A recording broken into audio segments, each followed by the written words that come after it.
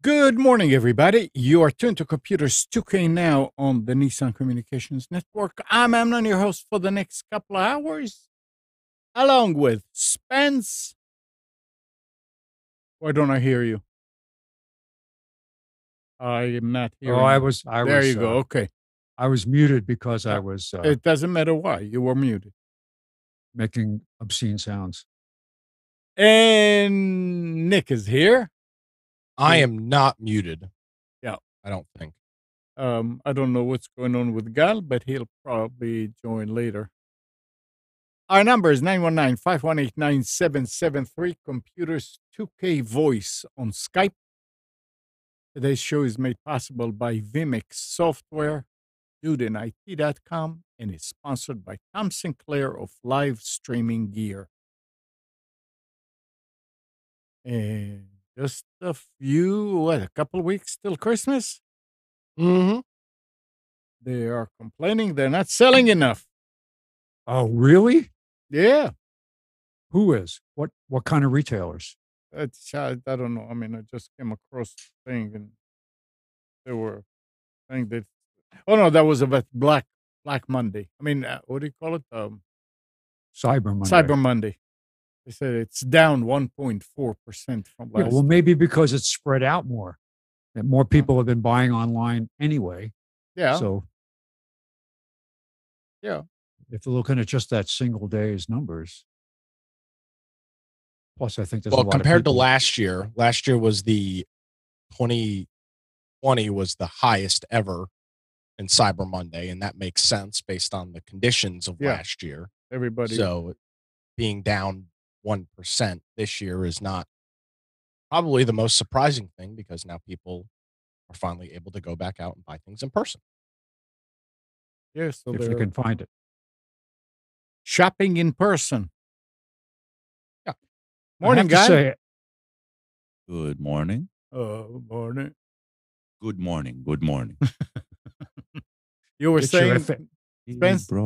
I was going to say, after hearing so much about supply chain, and places I had been, I'd see some shortages at Lowe's of certain things and Home Depot. I didn't really go to other types of stores, but I went to a dollar store over the weekend, and it literally had empty aisles of stuff. You're kidding. No, I was amazed. I was like, well, wait, this is usually the toy aisle, and it was cleared out. And this is where they have the Christmas decorations, and they were gone. I mean, it was just like scraps on the floor. So yeah, they're I don't know what to attribute. Is it supply chain or is it something else? But where was this that you went? Dollar Tree. Well, those stores are interesting. They don't hold a lot of supply. Their margins are very low in dollar stores, and they don't typically hold stock. So when any small shortage is going to show up. Well, small shortage, but also you just had a very busy weekend of, people buying things and with a little bit of delay. But it's all over. It's all over. Yeah, but I It's mean, every I'll give you store. an example. I was in Walmart on Friday. Went to a Christmas party Friday night, and you needed to bring a gift for a gift so that they could donate it to some foster home or something like that.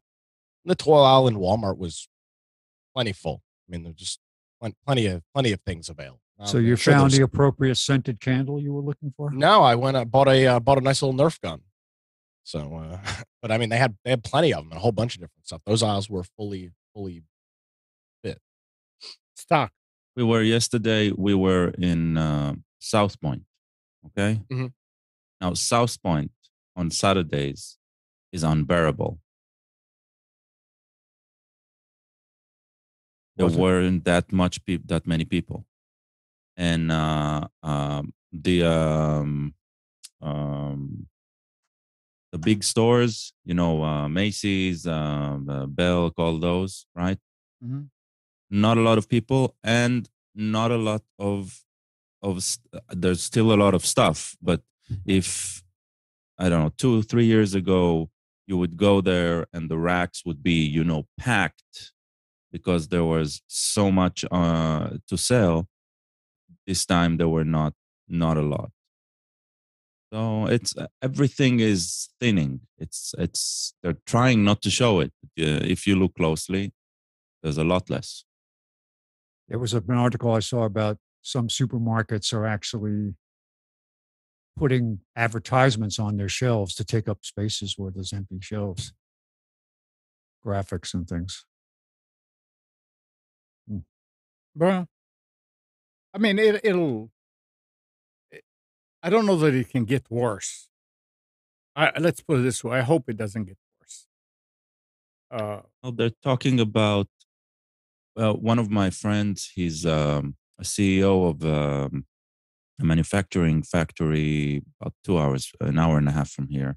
They do fabrics, like compound fabrics that they put in women's hygiene towels. mhm. And he says that not only the raw products that they use, the materials that they use, shipping them has tripled in price. Yep. So if he would buy a container for, I don't know, $5,000 a year ago, now he needs to pay around $15,000 to $20,000 just for the container. But he keeps on buying them because the prediction is that in 3 to 6 months, he would not even be able to buy that. Wow. The materials are going out. So I mean, we are yet to reach the peak of this.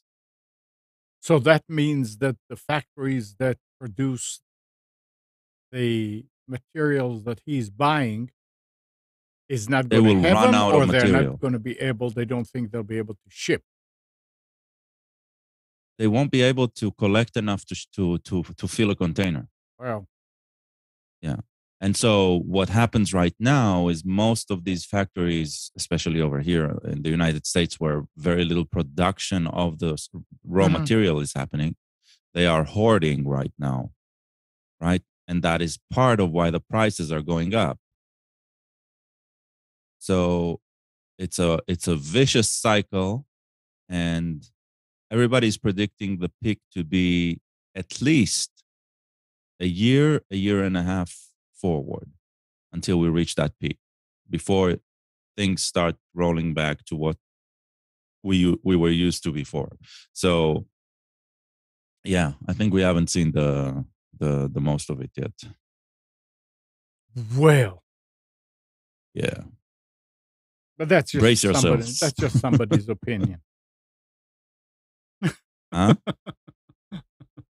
Just one person's opinion. Now would be a good Eh, time to book a trip to Mars. Why did you Move to see another. Well, go to another planet. stores are packed there? No, just try another place. See if it's better Let's there. move to Alaska. Hey, even before all this happened, I experienced supply shortages in Alaska. You go to the supermarket in the summertime, and if everything comes back and forth to Alaska on barges. They come up through the inside passage and from Seattle area, from the West Coast. And if one barge was late, you go into Fred Meyer, which is the popular grocery store, department store, kind of like a super Target kind of thing. And you would have whole sections of the store be missing products. And all of their produce. Alaska does have a small farming community, but it's obviously only in the summer, short summer. But Mm-hmm. all the fresh produce comes in the same way. And you would get a shortage of stuff. It was never terrible, but you would definitely see it. And they'd say, "Oh yeah, that barge is late. So it could be 2, 3 weeks late, and it messes the shelves up." And that was a couple of times over the last 5 or 6 years. Not because of No. a global thing, just an individual Yeah, outage yeah. or a delayed ship or something.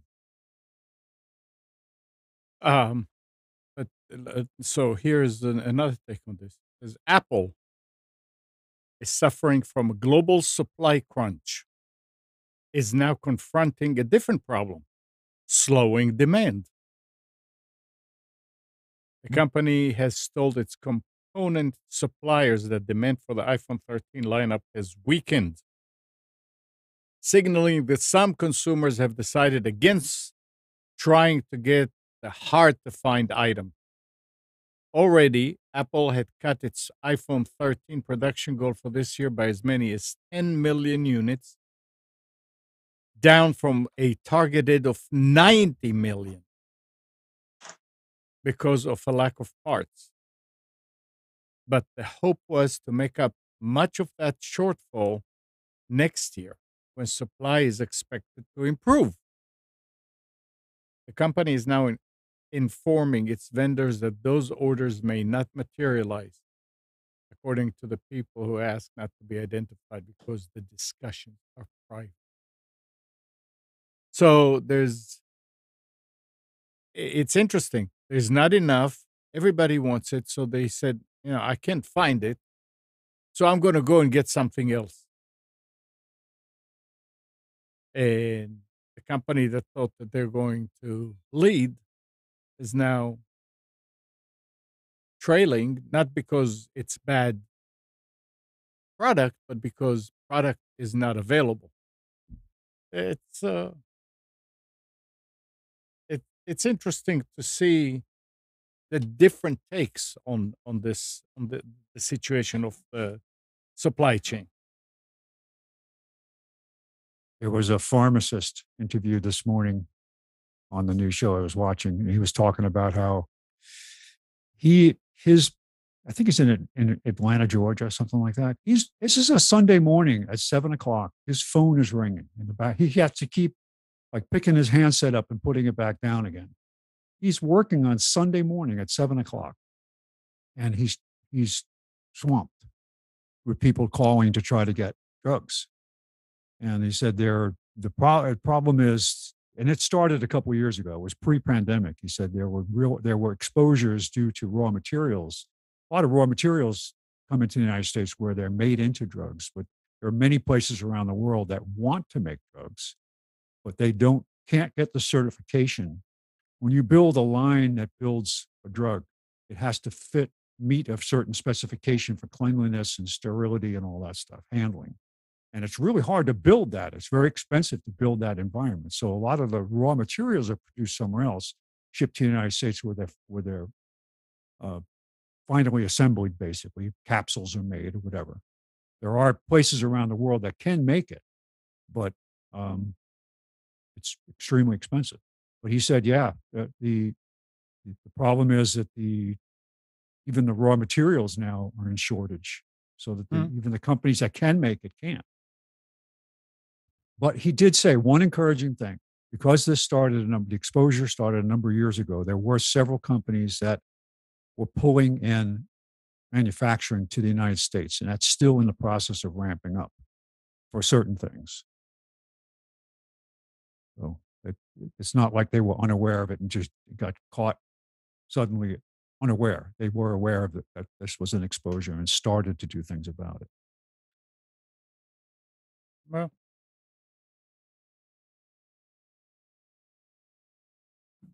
let's see what else. I don't have Windows 11 installed anywhere, but I know Gal, you do, and Nick and Spence, did you? I have not. I still don't Okay. have a machine that I can run it on. So I heard a lot of talk when you guys were talking about the taskbar. Mhm. So now the article goes, Windows 11's taskbar is a giant step back in usability compared to Windows 10. And now Microsoft is starting to make improvement. a new update, bless you, that's currently being tested by Windows insiders brings the clock and date back to the taskbar on secondary or multiple monitors. It's a change that multiple monitors users will appreciate, as many it's have not. had to install. That again? Said no, it's not. Well, I don't know. Yeah, that's the least annoying thing. Where did you find this article? It is it's on Slashdot, but I think it came from The Verge. Oh, that sounds about typical for The Verge. They've got nothing Yeah. better to write about. Okay. What a crock of shit. I mean, seriously? What are they on the verge of? The verge of trying to stay in business, so they got to write. I mean, it says there's still much more to be improved, and hopefully we'll see the return of being able to drag and drop files into taskbar apps and the general customization option. As elsewhere, Microsoft is also making some improvement to the Start menu in Windows 11. The latest insider build includes the ability to configure the Start menu to show more pins or more recommendations instead. That makes the Start menu a little more customizable, although many Windows 11 users are also opting for third-party apps here too. Why is this? think- Why is this deja vu all over again? Wait. it's not. Windows 8 all over again. Yeah. Okay, now, so when I was reading this now, you said that's the least. Now, what's the most important thing? Dragging the taskbar to the side. Okay, so dragging they don't Screen real estate, right, is the most important aspect of computer usage. That has been proven, right? Screens have been growing larger and larger, but mainly they've been growing wider and wider. Mm-hmm. That means if you put a taskbar at the bottom or at the top, you are using a lot more screen real estate than you put a taskbar on the side. It's simple math. It's like it's you just measure the area and you get a larger number of pixel if you put it on the bottom, right? It's as easy as that. And for some reason, they decided that that is the only place the taskbar is going to be, which in previous versions, and I'm talking XP previous, right? Yeah. Up until Windows 10, you could have dragged it wherever you want. And so this is a crippling limitation. This isn't like just some nuance change. Mm-hmm. And yes, so you couldn't see the time as well on the secondary screens. That's not a big deal. It's an inconvenience. It's not a big deal. What I'm talking about here, it's not an inconvenience. It's a completely change of workflow of your workspace that you cannot do anymore, right? And so telling me that I can do some little feature that we got some little feature into it is a joke. Okay. Telling us that we can pin more items is also a joke. It's never about that. Nobody really cares about the start menu. Right? That was my point exactly. Who the hell's using? Who's spending all this time in the start menu? Exactly. I care about how my applications look. I care about where I can move them. There are some fantastic features, right, that should have been there a long time ago. One of them is called Snap, which the larger your screen, the more options you have. You just hover over the maximize button, and you get automatic layered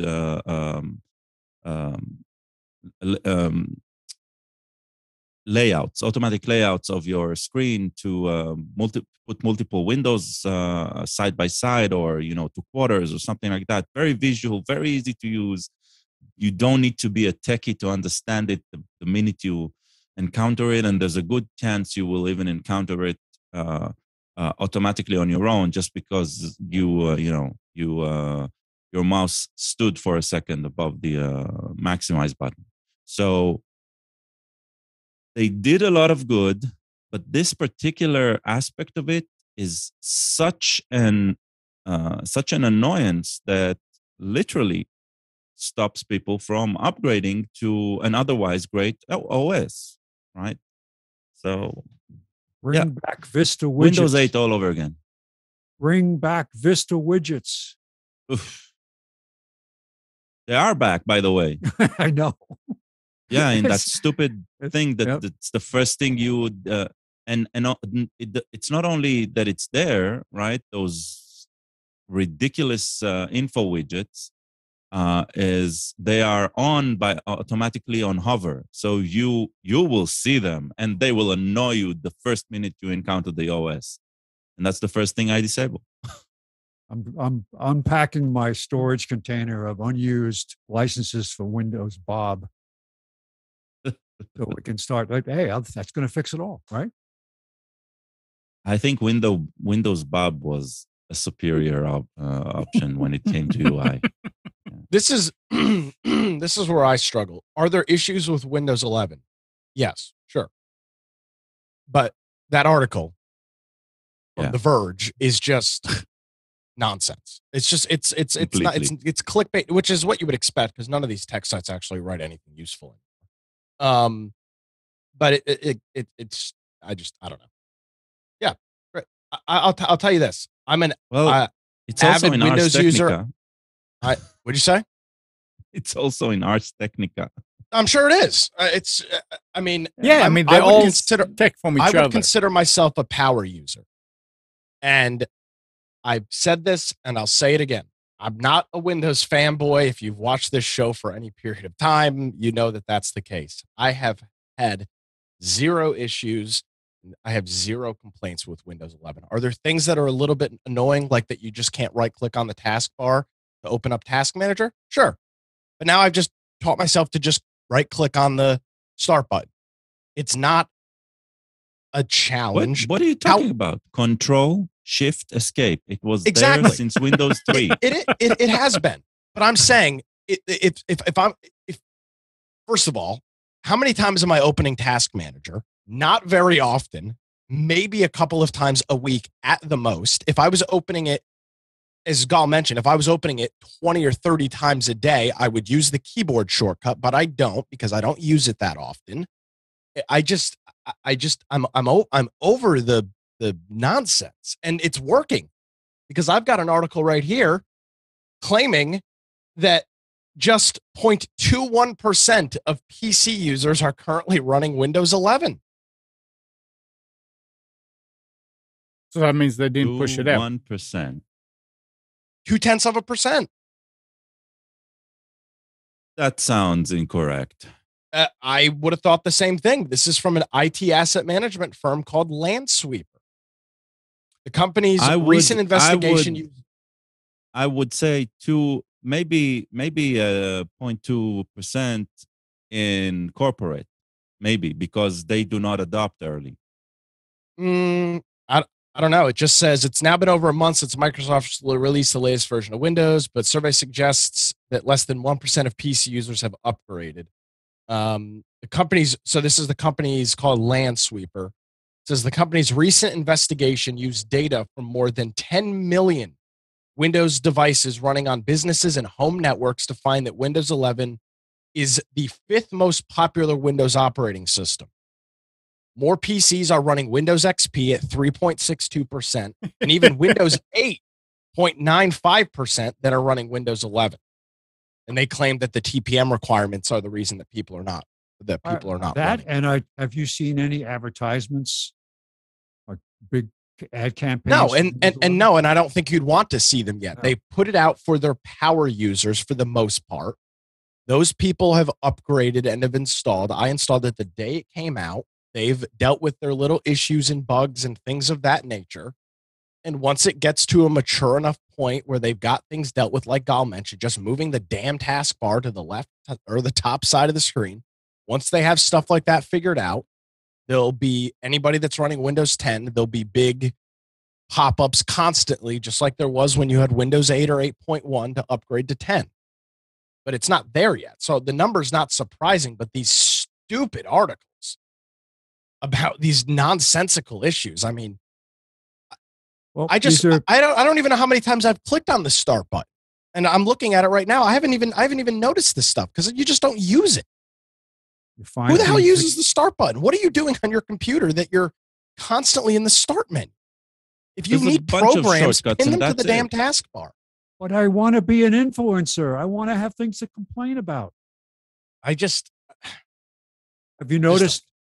Maybe this changed in the last couple of weeks, but when I was looking at available new computers, that it didn't say with the Windows 11. It says available upgrade to Windows 11 comes with this machine. So, well, that's how they did it with 10 and with 7. Sure. You know. Oh, they did, but they're not. I don't know that you can go in the store now and buy a Windows 11 machine. Can you? Yeah, you can. Well, remember, right? Software is something that comes a lot later when you're producing hardware. So yeah, they put whatever's available. It's probably not even the latest Windows 10, right? So oh no, it's not. Definitely not. Yeah. You got to upgrade it. I guess it depends which machine you're buying. And if you're buying a machine that's selling a lot, then you may get. Yeah, I'm sure that Microsoft has an agreement with some of those manufacturers that they have to put Windows 11.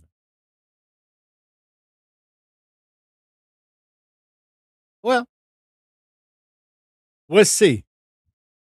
If there's nothing else learned by the last year is that nothing is what you expect, and nothing is going to go by the way we thought it would happen again. So it's all unexplored territory. Well, so nobody expects the Spanish Inquisition. Nick, you're waiting for the prices of the AMD GPUs to come down to buy one. Not the AMDs, but GPUs in general, yeah. Well, as wafer costs increase, so are the costs of GPUs. Yep. According to a post on the board forums, AMD says it's increasing the price of its RX 6000 series GPUs by 10% across the board. Oh, that's from Extreme Tech. This pricing change will apparently occur in the next shipment of GPUs to its partners, which will apparently drive up the price of these GPUs by $20 to $40. This news arrives just. Price doesn't matter. Yeah, just let me have it. There's no supply. Yeah, it doesn't matter. I mean, they could cost $4. It wouldn't matter. Hey, you're filling up your car with gas went up $40. This news arrives just in time for the holiday shopping season, when demands for GPUs are expected to increase even more, as if that is even possible. Yep. I've given up on it. Well, but you still have a good GPU. Well, no, actually, I don't. I've got a 1070. That is a very old chip at this point. Yeah, I'm using 1050 here. Correct. But trying to play the newest games that are coming out, I'm starting to really notice. Absolutely. Wow. The 1070 is an old card. But this is putting geez, I don't know what's going on this morning. This is putting developers in a tough situation. Right? So you're a developer. Gal's a developer. He's building the newest AAA game. Mm-hmm. It's going to look great. He's a big company. He's going to spend tens of millions of dollars on the development of this game. It's the biggest thing. Mm-hmm. Then you look at your user base on PC, and the Steam survey is a great example of what people have for chips. Nobody's got new GPUs. So you're a developer. You're spending all of this money making this game, and a majority of your player base doesn't have a good enough GPU to take full advantage of the quality of it. So not only is it a problem for the consumer, now you've got the developers that are having to say, well, damn, we need to make sure our game is optimized for these lower cards, not because people are stupid and won't upgrade, but because people can't upgrade. There's no supply. So you've Nick, got a big issue here. Are you old enough to remember game-specific drivers? They don't have game-specific drivers now, but they have, like when a new game comes out, like the new Call of Duty game, NVIDIA releases they call it their game-ready driver, and it's got optimization specifically for that game. So no, not what you're describing, but they've got something similar to that. I remember back in the day, you'd have a custom auto exec and config.sys depending on what game you were loading. Yeah, so this is not just an issue on the consumer side. Developers and other people are having to take this into account as well, because for example, the Steam hardware server.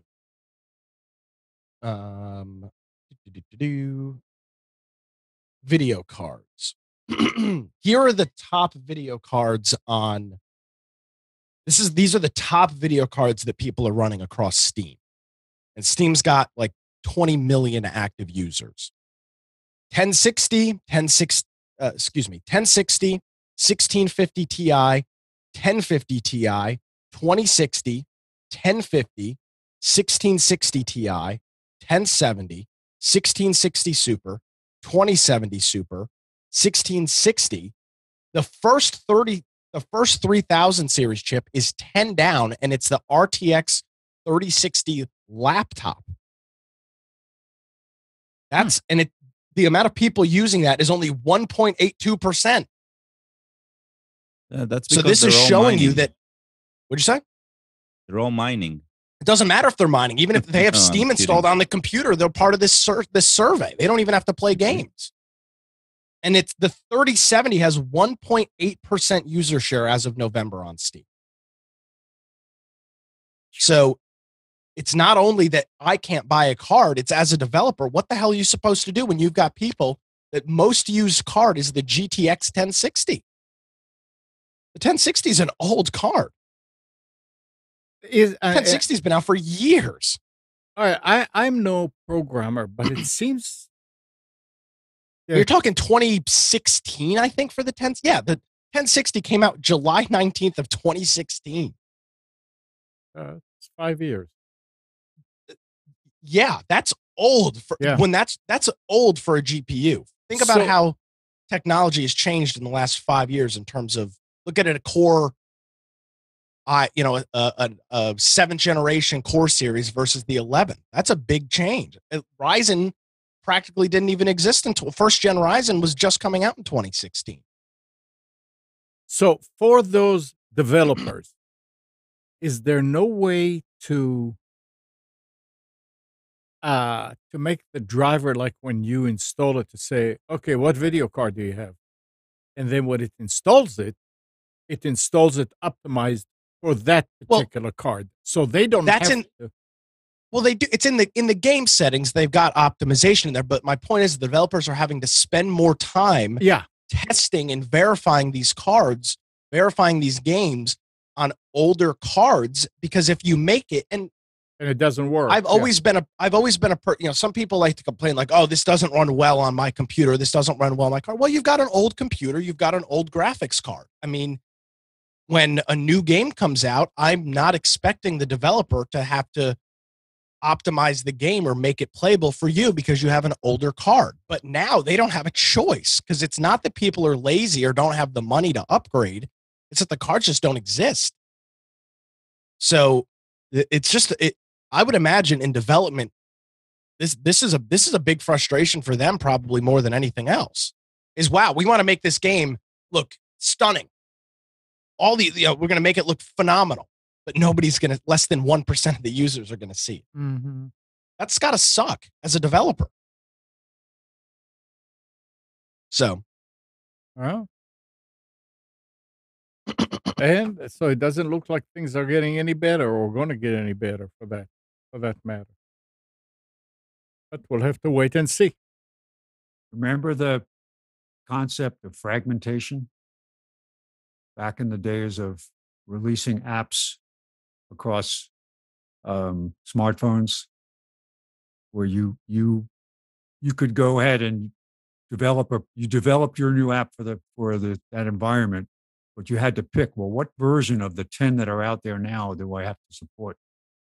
So you had back in the day. Remember Amnon? We had Param on the show. We should talk about this back in the early days of smartphones. Yeah, I don't remember, but yeah, it was just what do you do? I mean, how do you get back when Android was making incremental changes on a regular basis? You could design something to work on one version of Android, and then next week the new version would come out, and your app wouldn't run anymore. So, and manufacturers had to make a decision based on, well, what versions are we going to support? I think that's essentially gone now. I mean, it still happens in that they retire old versions of, like I've had apps that come up to no longer supported on your phone because it's too old. Not the phone, but the app is too old.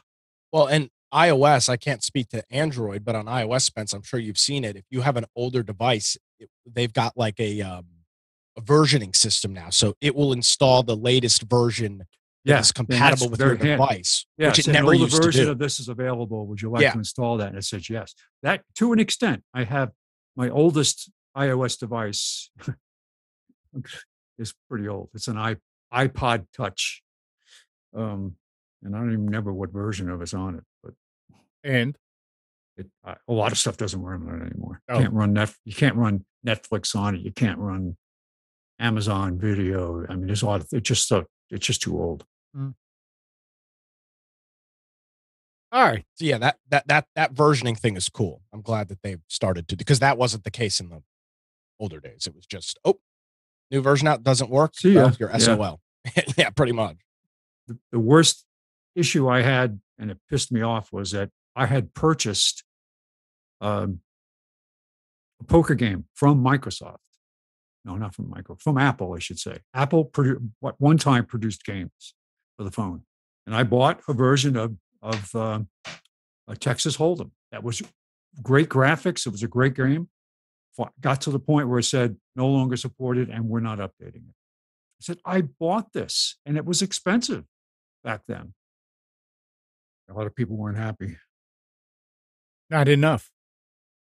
That's right. And not enough people were. Yeah. Well, if you're keeping up basically with pretty recent hardware and you're updating to the new OSs, I'm on 15.11, I think it is now. I installed it on my phone, and I'm about to put it on my iPad. And there are some changes that I really like. I haven't seen anything that's like, wow, I couldn't, I never had this before. It's so fantastic. But iPads now support really nice multitasking. Much easier. The first editions of it were really hard to use.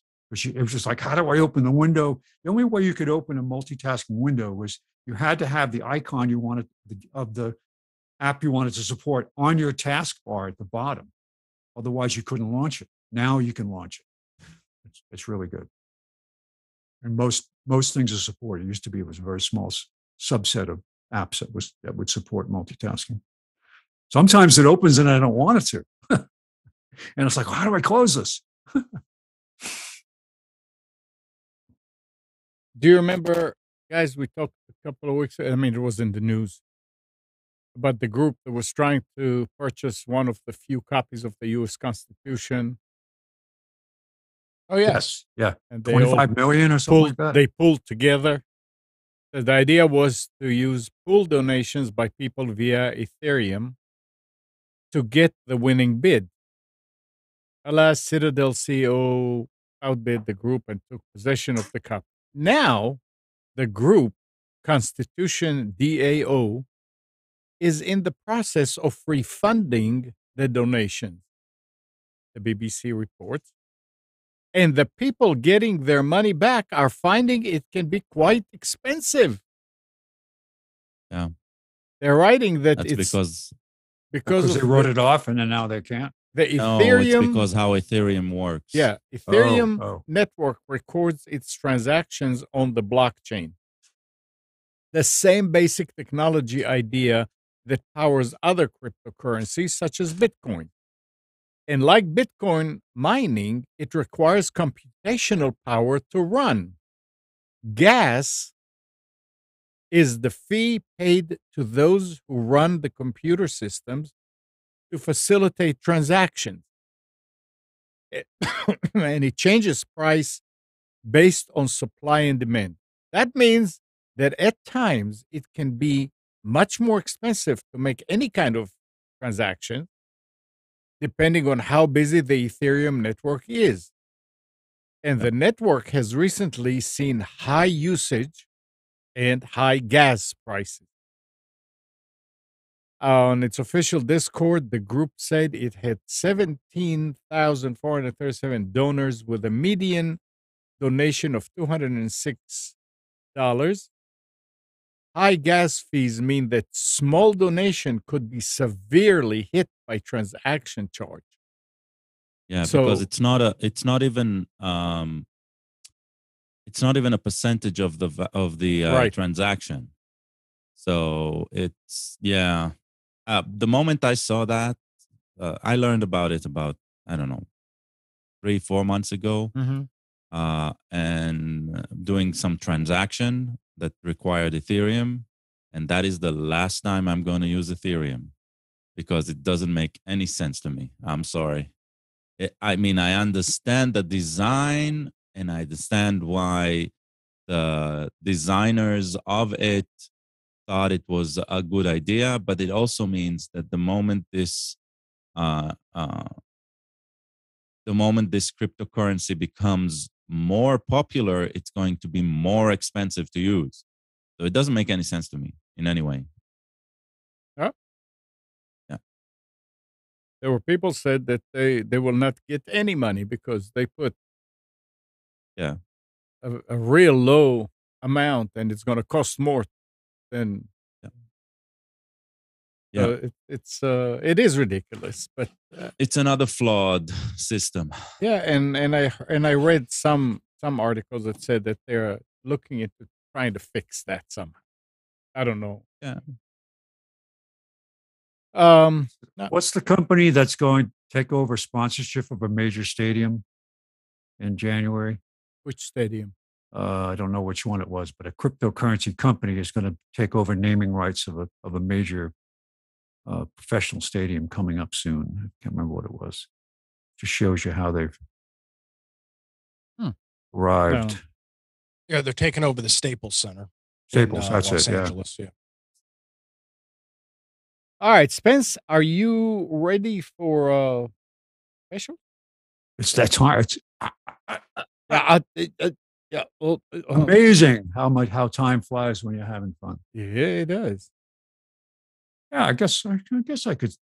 I can be ready. Yep. All right. It depends on for the right price. Now, my costs have gone up. Supply chain is, in fact, impacted here. So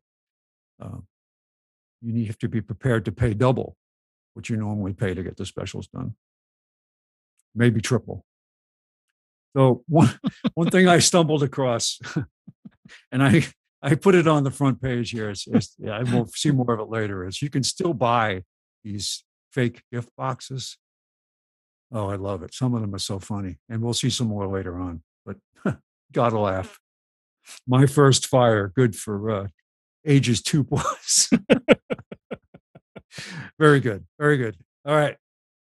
So this is kind of another one of these specials where I kind of changed direction a couple of times as I put it together, just to see what was out there and try to break away from the old standard way we used to do it. A popular item now, smart plugs. A lot of manufacturers, prices have thankfully come down a lot. You can get deals. I remember getting an Amazon smart plug for $4.99 not too long ago. It was you could only buy one. It was a special thing. But now the regular standard prices have been great.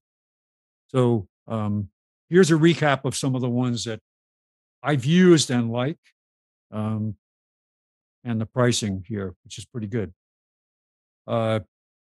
Wise Plug. I talked about Wise before. It's a great little company. They've started out just building a few items, and they were adding things all the time to their library of products. But it's a U.S. based company, but does design in-house, and then they send it over to have it manufactured somewhere. But the products are high quality, of good service. I recently had to replace a camera, and the process was pretty easy to have them authorized to return, and I got another one in the mail. It worked out very well. But Wise Smart Plug, I have none of these yet. I have TP-Link's Casa, and I have Amazon Smart Plugs, and I have a couple from Fight Electric. So all of them are great. They all work with Alexa, all relatively easy. You do have to set them up using their own app. But once you do that and you enable the Alexa support, Alexa will find them and integrate them into your Alexa setup. So it's actually pretty easy. All right, so Wise Smart Plug. This is the one of the newer ones that are out there from Wise, but you can get $20 for two, so $10 at Home Depot. Or did I include the price here for how much it cost? I think it's like $12 on Amazon. The links are here to go to the actual pages to see the stuff to buy it. Wise, I recommend. It's a good company.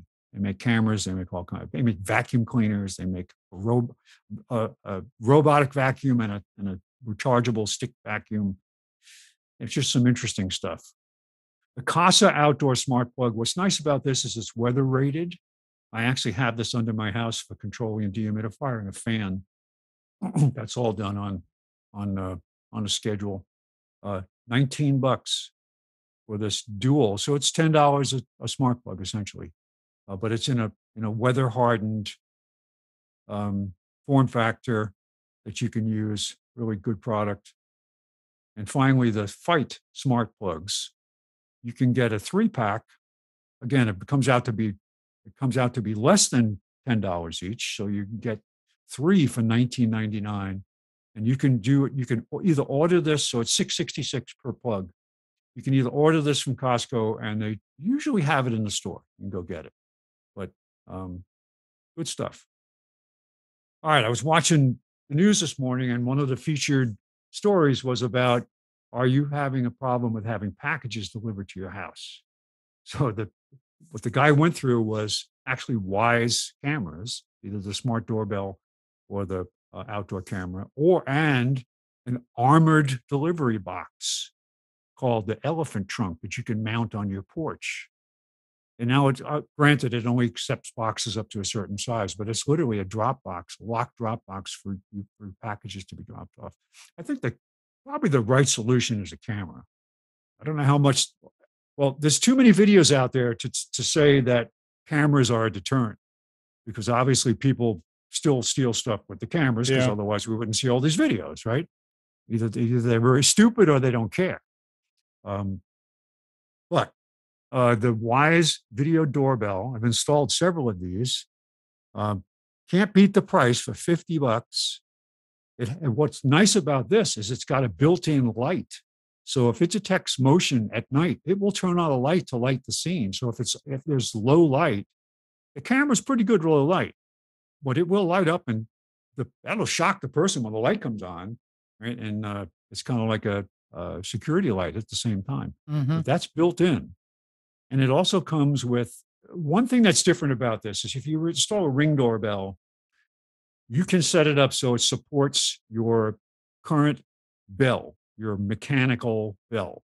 You put a battery, actually, there's a battery in the Ring doorbell itself, but now some of them come with an auxiliary battery that you put inside the transformer box with your doorbell, so that you have even more, essentially, amperage to run the system. So it's a second battery that you install right off of the transformer to charge, which is a good thing.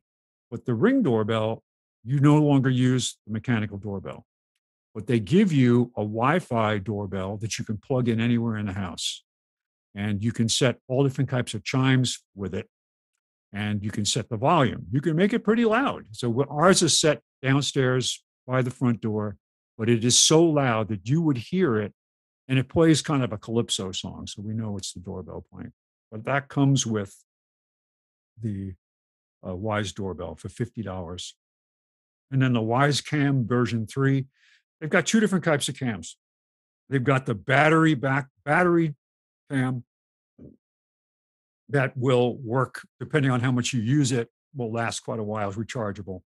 You can plug it in and operate it off the cord if you like. But the point of that one is that it's got a built-in battery. That does require a base station, but you can buy the camera and the base station together for $50. You buy the camera by itself, it's just a few dollars less, but you can get the base station. The base station is good and bad from a configuration perspective, depending on what you're doing. But if you want to have a bunch of cordless cameras, it really is one of the cheapest ways to go. If you go with the Netgear system, I forget what it's called, with their batteries, it's a whole different experience. You have to change the batteries out and so on. But this is a chargeable battery. But this particular one is the wired camera. It is an outdoor camera. It does come with a weatherproof cord, so you can plug it in for $35. I've got a couple of these. I don't know that there are any wireless video cameras that don't require power. I'm talking about video. I'm not. All these that you're talking about here, they probably just take a picture when there is movement. They will, and you can set it for how long you want it to record, but you can put it into the WiseCam has something called travel mode, which is interesting.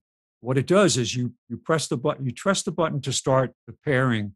It comes back and says pairing. And if you press it twice, it says travel mode enabled. And what travel mode is it makes that the access point, and you connect your smart device to it. And then you can record. Like if you're out on the road somewhere and you want to record something with the camera and save it to your phone or save it to the memory card in the camera, you can do it independent of the base station, and it will record for as long as the battery lasts. Spence, my point was that the battery in a camera, if you were doing video and you stream it, it's going to eat the battery in no time. Yes, because it's not designed to do that. Yeah, exactly. Yeah. But it will, I mean, I think I was saying that depending on it doesn't matter. Depending on what you're doing with the video, because it's MPEG, right? It's only sending the changes. If you've got one on a busy highway, it's going to use up the battery faster. If you've got one on your bird feeder and it's only every so often a bird lands on it, it's going to last longer. But I haven't run into an issue yet with the cameras for how I use them. The plug-in ones are on all the time. The doorbell one is powered by your doorbell transformer. It does not have a battery in it, so that's probably why it's more expensive. But it's a great camera. It works good. All right. So the next part of the solution for protecting your packages is this product called Elephant Trunk, and they have different versions. This is the larger one. That's a freestanding one where you actually secure it to the ground so they can't steal it. I would guess if they really want to steal it, they can. But this is, it comes in different finishes and so on, but it's got a maximum package size. It drops it into a container on the bottom. It's that screw thing you see in the picture on the bottom right shows how it's secured to the ground. But it's made by a company called Architectural Mailboxes. So this is just one of their products. They make a lot of other kinds of mailboxes. So the link is there for that. All right. So getting back to kind of the more traditional stuff we used to do I went to each of the three retailers we used to cover, and I did one laptop, one desktop, one monitor. So deals at Best Buy. I've got an HP 17.3-inch Core i3, 8 gig of memory, 256 SSD laptop for $399, which is $150 off. All of these are available for pickup.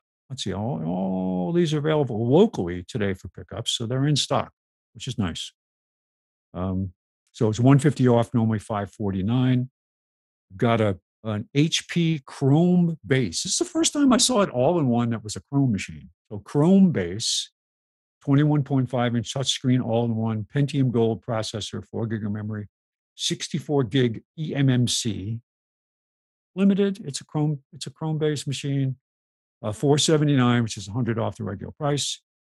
And finally, a Samsung 24-inch curved FreeSync monitor for $119.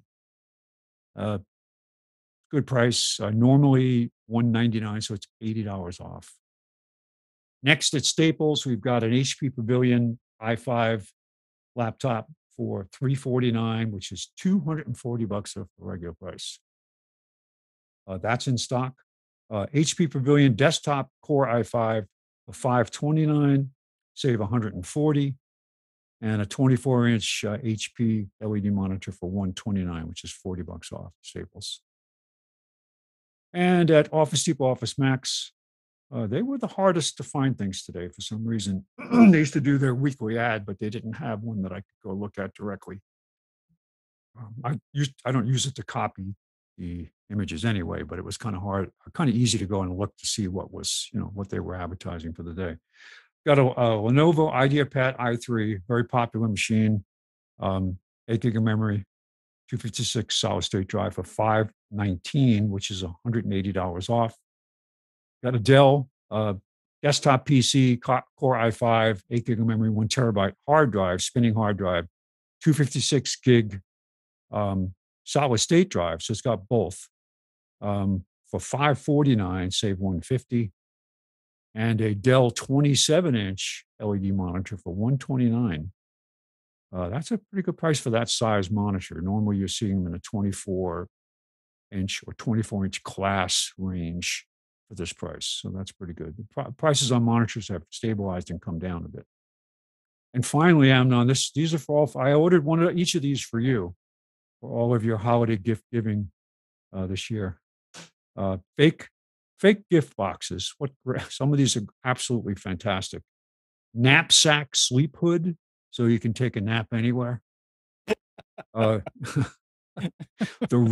Roto wipe, say goodbye to costly toilet paper. My favorite one though here today is the cheese printer. You take sliced cheese and you run it through this printer and you print pictures on the cheese of your family members when you make a grilled cheese sandwich. Or the pet butler, it's a serving trays that you can mount on the back of your dog or your cat. So if you're having a party, they wander around with the serving tray. And also the pet sweep, the mop feet for your pet. You may as well make them work, do some work, walk around the house and dust the place. And finally, the iDrive, which is a steering wheel mount for your smartphone or smart device for your car. So you don't have to look away from the steering wheel when you want to drive and do texting and so on. Spence, how much are these? Like $8 a box. Oh, okay. It depends on, $7.99. Yeah. So this is the link to the actual list on Amazon. Interesting. So some of them are pretty funny. I like the idea. I think I did this. I did a number of years ago, but I did this one year for somebody for a gift. I put a crazy box together. But the iDrive thing is a shame because this is some people are going to see this and they really want it. Because I have seen in the last 6 months crazy drivers do some really insane things, like get to a light turns green, they sit there, sit there. They wait till the light changes, then they go. And then you catch up to them at the next light, and there's a guy, he's literally got his phone, he's driving like this. His phone is like, he's literally, and he's weaving around. It's like, come on. I mean, you got to be kidding me. But yeah, don't let too many people see this because they'll think it's real. The only place I ever saw something like this that was useful and a good thing was I had an early aviation GPS when I was flying. And it came with a yoke mount, where you actually put it on the yoke of the plane and you could look at it. And you're looking at your instruments anyway. So this was really the best way to see it was actually on the yoke. And it worked really well. And it had a remote GPS antenna that you suction cup to the top of the windscreen. But interesting stuff. All right, so that's it for specials for what is today? Or December 5th already? Yep. Wow. But don't forget that your Medicare enrollment period ends come on. I keep hearing it on the news. I'm hearing it on the radio. I'm hearing it on television. Oh, don't forget and Joe Namath. It's very important. He's letting you know that you need to go out there and Yeah. apply for your. After all, you deserve every benefit that you can Right. possibly get. So, but All right. all right. Zoom is rolling out a number of new updates for its video conferencing software, and one of them might finally encourage users to ensure they are on time for their next big meeting. According to a new blog post from the company, attendance status makes it easier for organizations to streamline the start of their Zoom meetings by allowing meeting hosts and co-hosts using its Google Calendar or Outlook calendar integrations to view who has accepted or declined a meeting invite. However, this new feature also gives them the ability to see whether everyone invited to a meeting has joined, like a roll call, I guess. If you're used to arriving earlier for video calls, you should be fine. But for those that try to slink in unnoticed later on in a meeting, your boss or manager will now be aware of your absence, so tread carefully. Yeah, sounds they like a have a- feature that will be disabled by default. Uh, Do they have a Jeffrey Toobin feature? you know what is the number one reason I am late to a Zoom meeting? What? If it's the first Zoom meeting of the day, Yeah. then I will be probably late because it takes about 3 minutes for it to update, and it wouldn't connect until it completed the update. Oh. So I come to click the link, and then it says, "Oh, you need an update to connect to this meeting," and then I just wait for the update, and only then it. So Okay. that's the main reason. Their software. Interesting. Yeah. And it says you'll also no longer be able to use the excuse that you had to update your Zoom client, as Zoom recently added a new automatic update features for Windows and Mac OS that ensures everyone in the meeting is running the latest versions of the company's software. So forget about that. Yeah, we'll see. We'll see. That's not. But hold on a second. That assumes that you have Zoom open all the time. You don't have correct. Zoom Yeah. on. You don't have Zoom open in the background. Right. Exactly. And it will not auto update. And why would I want to run Zoom in the background? Right. Correct. So you're not late to your meetings, Gal, obviously. So that's why I say the first meeting of the day, I'm going to be late. I don't like Zoom. Teams is far superior. Especially if you're on. They're both systems. They're okay. They're workable. I don't like any of them. If you're on the Microsoft ecosystem, Teams is superior. If you're not, if you use like Google, if you're on Gmail, I don't think it really. Well, if you're on Gmail, then you're not using. Look, Teams. calling The these integration software superior, I think is incorrect. No, Period. I'm talking about in terms of integration. Absolutely. No, I don't think I agree. You want a superior piece of software? Discord. Discord is amazing. Oh, Discord is amazing. But yeah. Try to get your boss Exactly. to get on Discord. Try to get your boss to get on Discord. Yeah. But if you want to talk about superior software, that's how superior software looks like. Right? Now this Teams it's enterprise software. Zoom is enterprise software. It's okay. It works. It doesn't work. There's nothing to write home about, really. I mean, they want us to really appreciate it and all, but it's just a piece of software. Great engineering and all, but you don't really care, right? You just need to use it. So it's not like you can choose either. So it's a mainstream product that's catching up to what the corporate world has had for many, many years. Feature-wise. But you had to have an in-house type system typically. So most of the in-house types, though, they weren't. I mean, it's getting a lot more elaborate, and That's mostly due to Slack. Slack pushed them really, really forward, all of these systems. But I wouldn't recommend using Slack either. I was with Avaya when they actually bought an Israeli company because they had all the integration tools, because the product that Avaya had was old school. And that was hugely forward because it was all kinds of clients and really nice software and invitation stuff and meeting managers and all the things that Avaya didn't have, plus HD to the desktop without special devices. And it was really well done. I'm not sure what it was. RadVision was the name of the company. And we went to original training and got trained by the folks who came over from Israel prior to the purchase. And we were like sitting there with us knowing what Avaya had. We're sitting there and looking at it like we could see our jaws hanging down like, this is great. We loved it. It was such really good features. So I'm going to take you back to 2010, right? And we are now using basically what was envisioned in 2010 by Google Wave. All of these systems, right?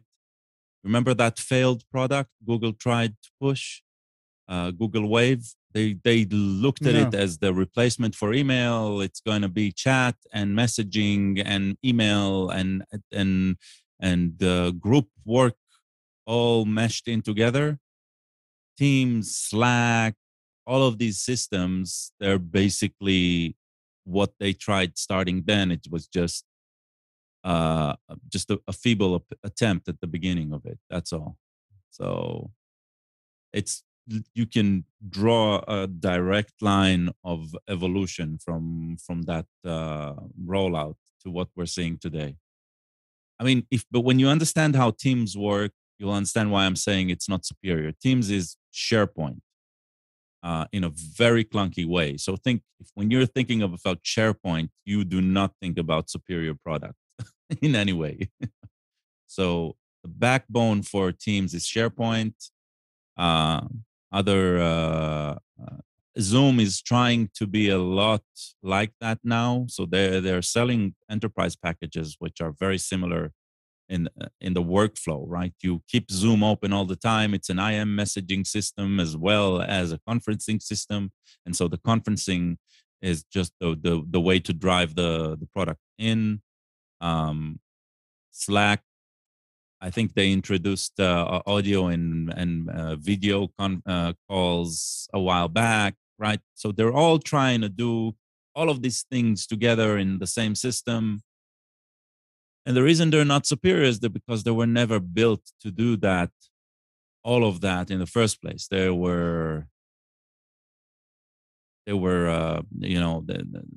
bits and pieces were pulled in at the last moment.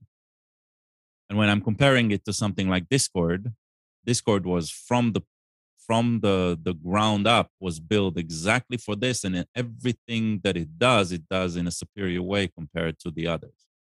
But it's not enterprise software. It's not directed at enterprise, which is a shame, because I think, and I'm guessing the gaming companies that use it to communicate with their customers, with their gamers, right?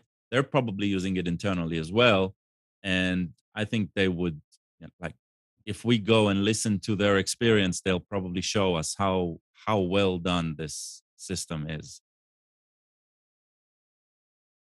That's why I'm saying all of that. All right. But I'm a big fan of Discord. Yeah, but then again, most of us, right?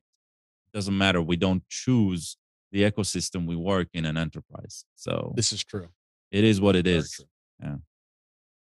All right, Gal. Go ahead. I've got some questions for you. So let's say I wanted to get into, so I've talked about my kind of, when I say home assistant, I'm not talking about Home Assistant, the program, but my home assistant. I'm using a word for everything, for my lights and everything like that. Mm-hmm. If I wanted to make the jump and wanted to start using the Home Assistant software to do more of those things, what's the first step? Is it a Z-Wave controller? What's the first step in that? So the first step is everything you already have is most likely controllable by Home Assistant. So you just need to install Home Assistant and let It's it not. discover I use whatever. I use all the Amazon plugs. I don't believe they can be controlled with Home Assistant. I think you'll be surprised. Really? So Okay. the Amazon plugs, are they Wi-Fi or are they Zigbee? They're Wi-Fi.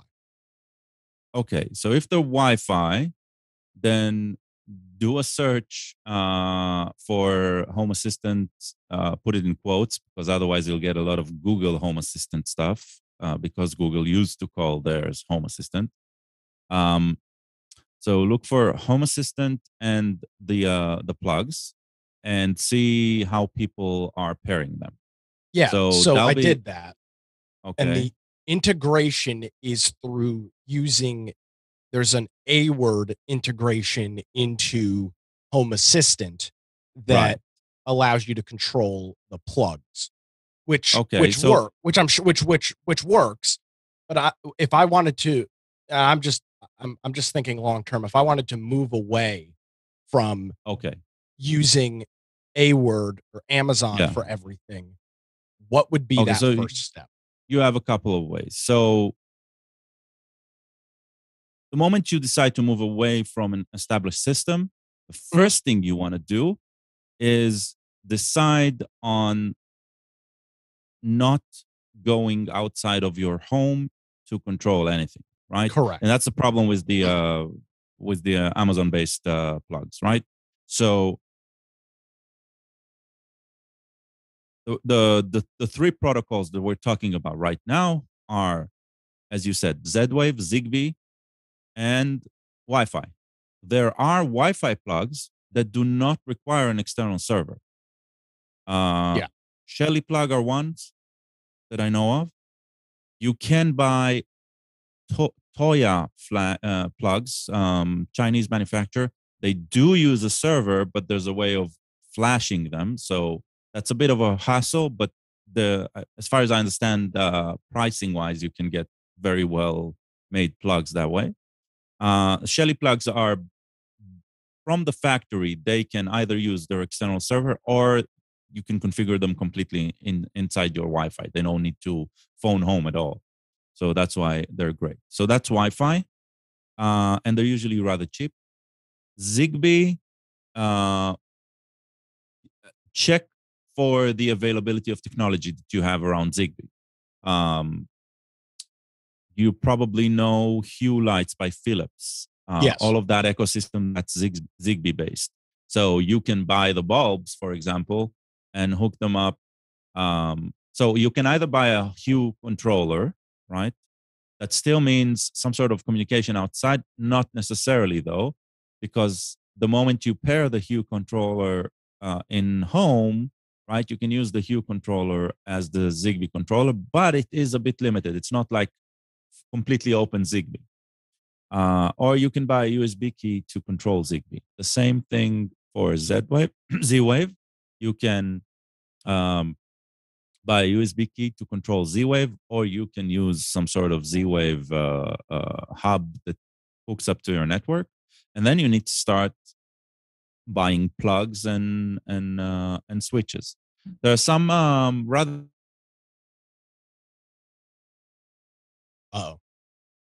Oh, yeah. Google Fiber making the rounds of shutting stuff down. What? Very interesting solution. No. I saw. Oh, did I freeze? Yeah, you froze for about 30 seconds. Okay, weird. Suddenly saw. I don't know what's. You were saying you could get either a key or a device, and then start getting switches and plugs, and then you froze. Right. So one of the things that I've seen yesterday, there's it's a smart controller for lights, for example. You put either behind your regular switch. You don't need to replace the switch, but you install something behind your regular switch or in your light fixture wiring. And it not only controls um, the lights, allows you to control the lights, but it also allows you to detect presence in the room. The moment you have multiple installments of these at home. So you need to, the first thing you do is you start researching which plugs you're going to start working with, right? And when it comes to Home Assistant, just go to the Home Assistant community and search or ask whether these are supported or not. I think you'll be surprised. I think the key is trying to imagine what you'll be able to do with home automation, because I think that's where a lot of us just fail in imagination, and we start thinking of it only after we have these switches hooked up and all that. With home automation, there's two types. There's the one that is sold by the vision of Amazon and Google, and that's that you talk to your home and it does what you want. Okay, basically, and that's just replacing switches. There's the other one that says you can control your home through your phone, and that's again just replacing switches. There's nothing inspiring in it. It's a toy. And then there's automation, where it detects your presence, and when you're away from home, it shuts down the AC and locks the doors, and that is where home automation starts to be interesting. When the weather, you have a weather station, right? So when the weather station tells you that temperatures are in decline, and it's below a threshold, then you switch the AC to heating. When it sees that the temperature outside is in the rise, right? It doesn't need to know what day of the calendar it is, whether somebody's saying it's winter or summer, whether somebody moved the knob, right? It'll do those things automatically. And it will allow you to control that, right, in a very visual style. With Home Assistant, you hook up an add-on called Node-RED, which is an IBM-based software, to drag and drop elements and write software that way, right? Write logic. And you just hook up all of that logic and you build it to make it your own. So the limit, there isn't really a limit, and it doesn't really matter where you start. It's just the moment you have one thing you can control and one thing that you can react to, and you start hooking them up, that's when you start using it. Doesn't matter which. So I then think you're going to have to buy a new refrigerator, smart refrigerator, so it can detect when your milk goes sour. this is true. So then, Gal, so you've just laid out the options. Knowing me and knowing kind of my use case, which is just, as of right now, simple plugs and switches, would you go with Zigbee or Z-Wave? If you look at the offering in the US, it seems that Z-Wave is a lot more prevalent for, in the wall switches and stuff like that. Zigbee seems to be very widespread in lighting solutions, so bulbs and stuff like that. If you want, one of the things that I saw in Z-Wave offered and not in Zigbee, but again, it might just be, a phase. For example, a mains shutter for the main water for the main water pipe, right? I saw it only on Z-Wave. I didn't see it on Zigbee. But again, I think it's just a matter of time. Zigbee is the newer kid. It's the newer protocol. It's the more modern protocol. I mean, Amazon, they bet on Zigbee, right? And not Z-Wave, for example. They baked it into their latest speaker. So IKEA, they sell a lot of Zigbee stuff. Very good products. Philips Hue is a complete Zigbee ecosystem, right? So you can, I don't think it really matters. You'll be frustrated and you'll be wanting something from the other when you advance, right? But start with one thing, start buying stuff, start hooking them up, And if you don't want another controller, you can stick with Shelly plugs. Those are cheap and Wi-Fi, and that you already have, right? Yeah. So What you do can you start run? there. I run a mixture of all of them because when I started, I started with smart things before they were Samsung, and the hub came with Zigbee and Z-Wave combined, and I didn't even at the beginning I didn't even know to ask these questions. I didn't know they're not interchangeable. I bought something thinking I'm buying something for Z-Wave. It was Zigbee, so I have a mixture of a bunch of stuff. But at the beginning, there weren't very good resources about it. Right? It was tough understanding the lay of the land. So then let me ask you this. Is there a hub that somebody makes that is both Z-Wave and Zigbee? Or would that maybe be the way to go? If so, first of all, hubs there are, but you don't want any hub that isn't Home Assistant because all of these hubs are controlled from outside your home. Correct. Even though they sit inside your home, right? It's the control, the code, the logic somehow sits in their cloud. So, and that's exactly what you don't want if you want to move forward. You're already hooked up to Amazon. It doesn't matter if you replace Amazon with another cloud. Correct. So, exactly. yeah. So if you're going to Home Assistant, then your options are either to buy two USB keys, one for Z-Wave and one for Zigbee, Okay. or there is a single discontinued USB key that does both. That's what I have right now. It still works. It hasn't got an update for the past 3 years or something like that. But it still works, right? And it works with the latest protocol, Z-Wave S2 and all that. So that can be a step forward, and then you have freedom because you can connect to Wi-Fi, you connect to Zigbee, and you can connect to Z-Wave, and you're not limited in what you want to buy and all that. Okay. So what's the one you told me to get? You got a Z-Wave one, not the combined one. And the reason was because you do not have anything in your home that is either Z-Wave or Zigbee. Mm-hmm. We went with the most popular Z-Wave plug right now by Zooz, Zooz. I see that. It's like 30, like $40. Yeah, that's how much those controllers will be, between 35 to $40. Yeah. And let me ask you this: do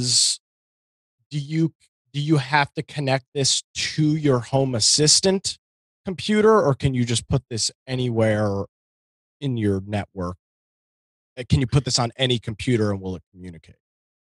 Okay, so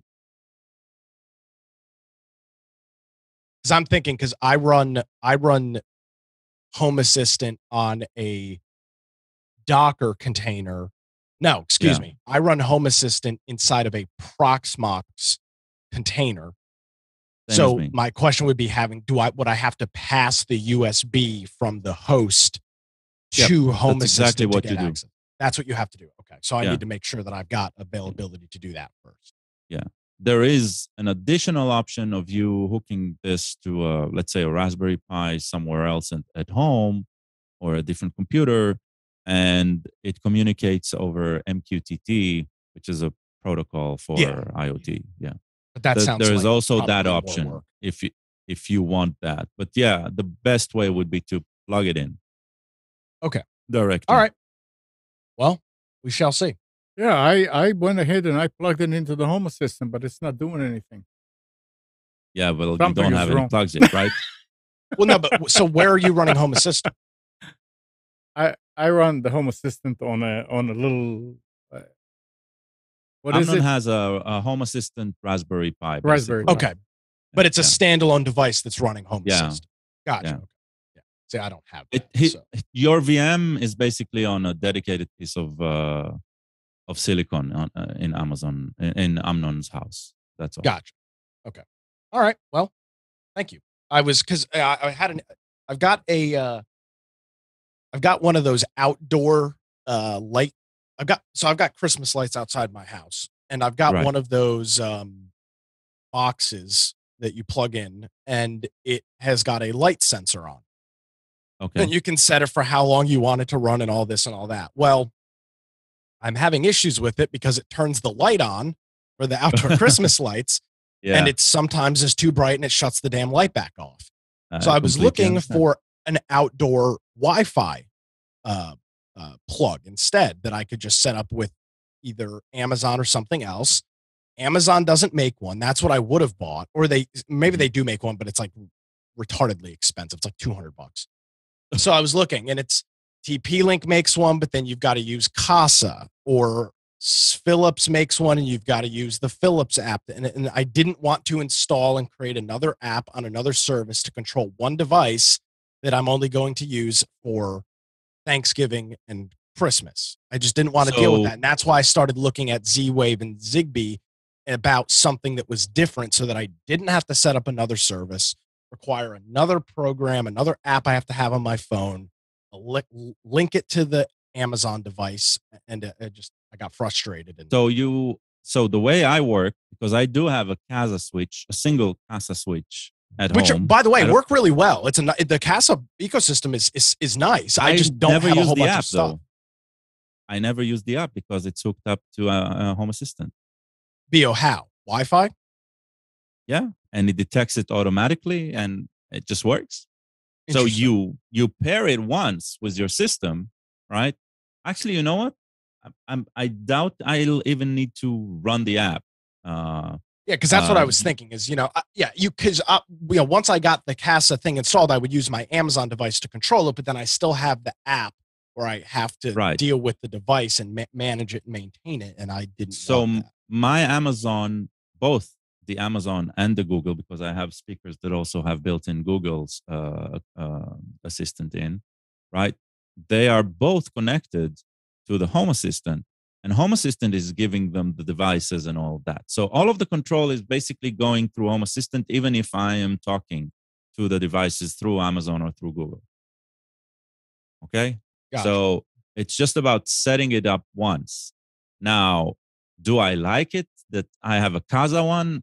Because it also means that there is some control that is going out. I'm guessing that it's not controlling the switch directly, but through the server that is outside home. So, I mean, that's why it's on a switch that isn't. It's not a big deal. But once I bought it and it's in and it works, it's there. Would I buy it again? Probably not, because I do have the Zigbee Z Wave options today, and that's what I'm looking for. And those are pretty much superior today, also in pricing and also in options. But it's like, it's a rolling project. Every time something is added to the home, right? I'm now trying to figure out the best way to deal with presence, because presence is probably the most important aspect of home automation. You want to know when you or a guest of yours are at home, and you want the home to react to that, right? And I was that is probably the most important aspect of home I was automation. recently watching some videos about presence, and somebody makes I'm sure multiple people do, but in this case, somebody makes switches that switches that you put in the not plugs, switches that you put into the outlet that have detection. Yeah, exactly what I talked about. Yeah. But the issue that they were running into was, for example, if you've got a switch in your living room, for example, and you're laying on the couch watching a movie, and you either fall asleep or you're just not moving.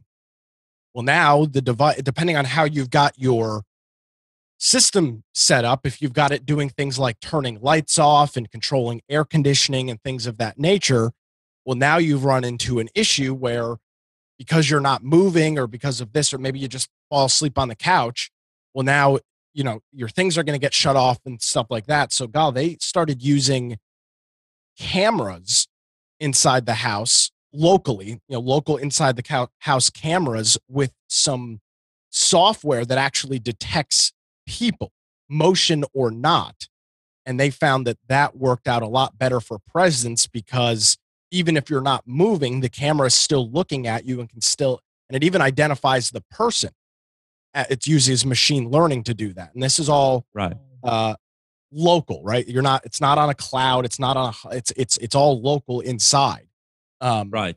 And they determined that using the cameras was going, and they're trying to do some pretty advanced stuff, like shut up the way that their HVAC is set up. They don't have zoning control, but they've installed smart dampers. So doing things like controlling dampers and controlling the air conditioning, that's an important thing for them because they don't have zones. Same thing with shutting off lights, and they just found that using those presence switches in certain instances does not necessarily always give you the result that you want. It's probably Right, good for so- most people, but in certain cases, it might not do what you want. Right. So one option is if you do not want to play with video cameras, Mhm. is using some sort of tag. Yeah. Now we all have almost built-in tag at this point. It's called a cell phone, and it's usually right on your presence, even if you move around the house. So Correct. there's a lot of tricks, some based on Bluetooth, some based on Wi-Fi, some based on. So the one that I talked about uh, these controllers that you put inside switches, it's Wi-Fi based, and after they're all connected, after you have more than 4 around the home, and they're all you configure a boundary by walking around with your phone inside the room, and because it can triangulate the Wi-Fi signal from multiple points around the house, it can know in which room you are or in which room the phone is. Okay, and uh, you can configure presence based of where the phone is, Yeah. which is a different way of a different approach to it. So even if you do not move, right, it still knows you're in the room, stuff like that. So yeah, presence is first of all house presence, right? Just home. Am I home or away? That's one, and the other is room presence, right? Which is the other holy grail of home automation. Uh, I mean, I don't know if you remember, but back in the early 2000s, there was a lot of media about Bill Gates building his home and how smart that home is. It was a multi-million-dollar project, right? And one of the things is the home was basically based on the home automation was based on RFIDs, if I remember correctly, RFID tags, right? So by wearing a tag, the house will know who is where, right? So the holy grail today is trying to do it without wearing anything special, as with assuming as much as possible about it. The cameras do it in a completely passive way, which is great, but it has its shortcoming, right? First of all, we as people, we really have a problem with the lens pointing at us, right? We don't like it. I mean, that's the downfall of Google Glass, right? Was right. We do not like lenses pointed at us, even if it's our own. So, um, so cameras is nice, but it needs its own set of issues. It has its own set of inherent issues. So we're trying to find other ways. Usually, I wonder if infrared will ever work. What happens to a body that sits still in front of the computer? Does it cool down enough to disappear, or does it still stay warm? And I assume it still stay warm. It still stays warm enough to detect. So, And I that's think that's probably kind of what those cameras are doing. Is that I don't necessarily know that it's infrared, but I'm sure that there is some portion of it that is temperature based, which obviously would be infrared, to keep track of what is a person, what is not. And the cool thing with the cameras, and again, I wouldn't do this in my house because I don't like the idea of cameras looking at me everywhere. But the cool thing about it is, if you really want to get into automation, the camera can detect who is the person Right. and set specific settings for that room based on the person, which is really, really cool. For Then we example, switch back to sci-fi, about the home locking in the person to protect him. yeah, I mean, seriously, yeah. So I don't know. I thought it was interesting. I'm not dissatisfied with the Amazon stuff. I've got 3 or 4 unopened switches I bought on Black Friday last year that I've slowly been rolling out when I need them. I just Amazon doesn't keep make using everything. these. Keep using these. Just do the first step of hooking it up to Home Assistant. The hookup to Home Assistant with Amazon for free is cumbersome. It takes like a 45 minute session to do it, but you do it once, right? And once that's done, right, then you're free and you can start playing with all of that. So hopefully you're free. You're free, and you're not limited. That's what I mean. You can add, you can remove, you can start dealing with Home Assistant as the system instead of the hookup. That's what I mean by free. Okay.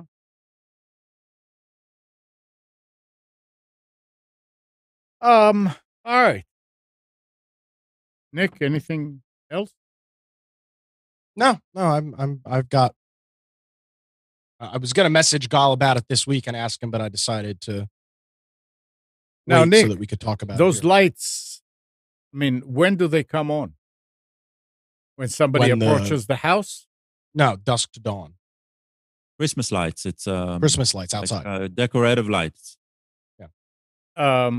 I had a problem with the light that's on the garage that's to the backyard, and it was on dusk to dawn. Mm-hmm. And you're right. Sometimes when you go outside and you turn on the light to the backyard, it turns that light off. Yeah. So exactly. I did away with that, and I just put a timer from 6. Yeah, and that's obviously a solution too. And I looked at that, but in the spirit of trying to get more into this, because I mean I could have gone to Home Depot or Lowe's and bought one of those $15 regular peg timers and use that without a problem. But I just, in the spirit of testing Home things out automation. and trying to use home automation more, I was interested in using that. Casa version of the. Sorry. Go ahead. So the Casa version of the smart switch, it's not a dimmer. It's just a switch. Actually has a daylight savings time adjustment that you can do that will automatically compensate for daylight savings time if you want a dusk to dawn switch.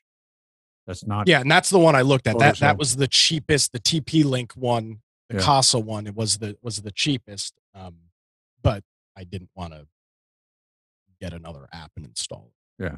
Oh. Anyway, just an update. My Google Fiber is still down. I got up and rebooted that little box. And the modem. Oh. And I didn't do it. Did you pay your bill? Oh, yeah. No question. Can't help but because automatic. Yeah, it's auto. I need to. They only have auto pay. Yeah. I need to reboot. I need to reboot the router itself, but I didn't want to do it during the show, just in case. Anyway, we were talking about Windows. So Windows has never been a fan of Windows users downloading Chrome instead of using Edge. But the company has now stepped up its campaign to keep people using its built-in browser. It says Windows 10 and Windows 11 have both started displaying new prompts when people navigate to the Chrome download page. In an effort to discourage people from installing Google rival browser, these new prompts, spotted by NeoWin, include messages like Microsoft Edge runs on the same technology as Chrome with the added trust of Microsoft. Or that browser is so 2008. Do you know what's new? Microsoft Edge. Or I hate saving money. Microsoft Edge is the best browser for online shopping. I mean, they're doing. They have those shopping add-ons baked in. Yeah. Yeah. So here's the real question. Looking at that prompt. Yeah. Who do you trust more, Microsoft or Google? Yeah. My general impression is Microsoft. Yeah, I wonder if they'll do Microsoft doesn't spy on you. No. Right? Yeah. No. On the page that you're going to Chrome, right? It's like Microsoft doesn't spy on you like Google does. No, but seriously, how did you know I went into this page? Yeah. Who would you trust more? I would say saying both. I would trust Microsoft more. Saying both saying neither doesn't. I would say Microsoft too. In terms of actually selling your data, I think Google is a lot more into that business than Mike. I think Microsoft's a little behind on it. They will eventually get there. We don't know. There are no reports of Microsoft doing that. Well, Microsoft does sell data. I mean, they have a search engine. They do sell data, but it seems like Google tends to be more. So Google seems to have turned that into more of a revenue stream. Right. That's how they make business model than Microsoft has. That Microsoft will, because it is an incredibly lucrative. I mean, how many millions of Windows devices do they have? Yeah. But right now, it does. As crazy as it sounds, Microsoft is more trustworthy than Google. But on the other side of this, Microsoft is backtracking on changes it made to Windows 11 that made it more difficult to switch default browsers. A new test build of Windows 11 now allows users of Chrome, Firefox, and other browsers to set a default browser with a single button, which is far simpler process. So remember last week we talked about the fact that you have to go around and around in circles to get to change the default browser. Well, they changed it back to the way it was.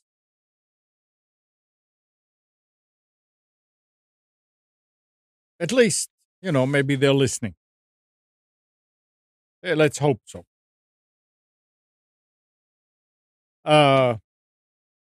Regulators in the UK on Tuesday said they have directed Facebook parent company Metamucil, to sell Jiffy after finding the takeover could reduce competition between social media platforms and increase Facebook's already significant market power. Meta's. The what? Metamucil. Yes. You know what Metamucil is? Yes, of course. Oh, okay. You always see commercials for. Well, I don't think you see them anymore, but you used to see them back in. Yeah. Remember growing up, there was always Metamucil. So what? Now I have a question. What is Jiffy? Anybody know? The popcorn? A GIF keyboard.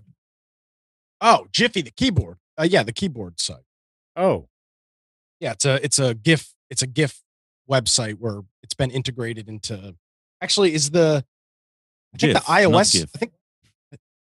Well, potato. Even I don't care what the creator said.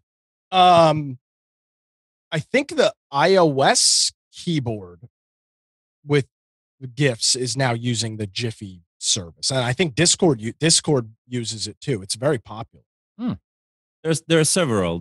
It's not the only one. It's one of the most popular ones, and the whole idea is instead of emojis, you get animated GIFs, memes, and stuff that show up as part of the conversation.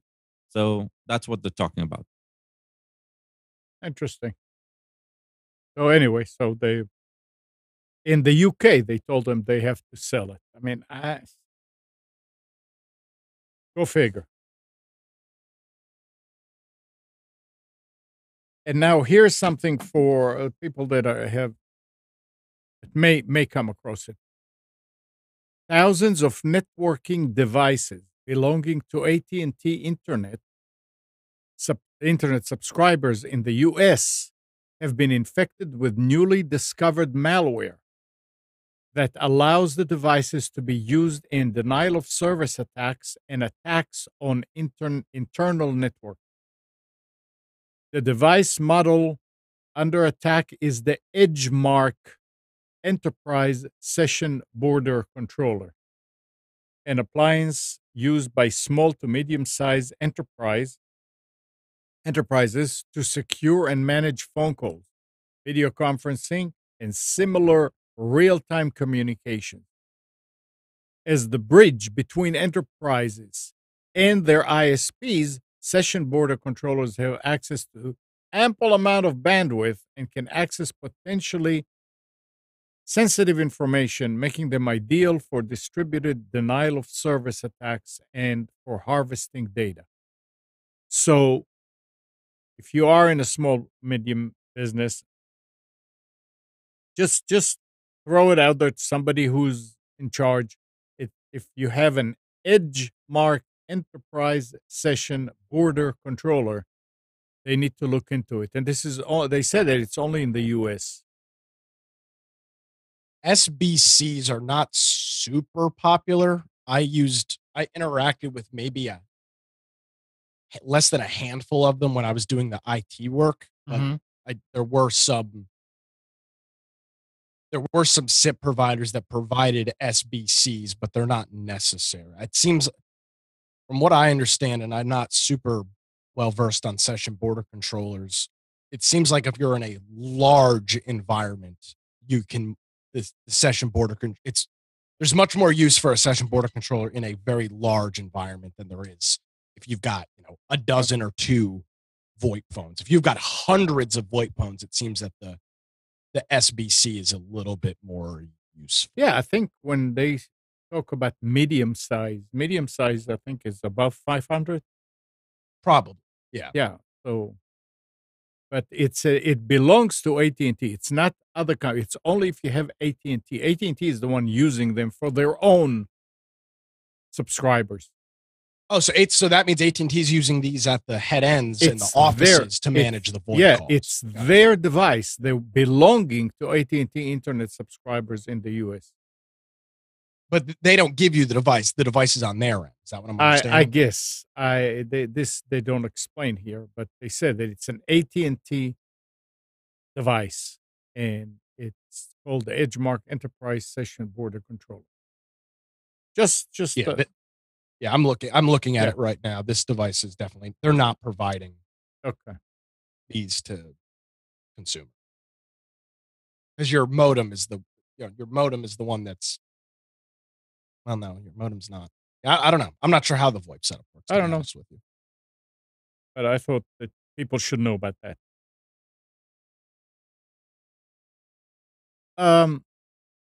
This is another. I don't even know which Android. People running Android phones may want to hold off upgrading to Android 12 if they also use apps purchased through the Amazon App Store. The App Store app itself is not compatible with Android 12, which prevents many, if not all, apps purchased and downloaded via Amazon from running. The Android OS update began to be rolled out to Pixel phones over a month ago, and more recently, newer Samsung Galaxy handsets such as the S21, Amazon has acknowledged the problem in a 90-post support forum thread, as well as in the App Store app itself, but has not provided a timeline for a fix to restore users' app. It didn't just happen. I mean, it's been, when I was reading, like a couple of weeks. So, and it's not fixed yet. So if you have apps that you purchase through Amazon and you're having problems running them, check to see if your phone updated to Android 12. And if it's not, then make sure you don't let it.